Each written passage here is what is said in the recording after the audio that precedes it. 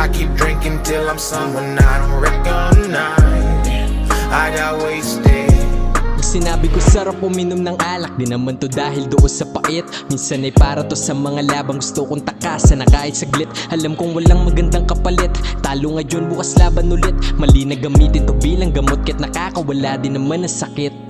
Baso, inumin kahit ano pang halo. Paano? Naging matamis pait na hagod. Klaro, kahit paningin naging malabo. Halos sa labas na rin na nakatago.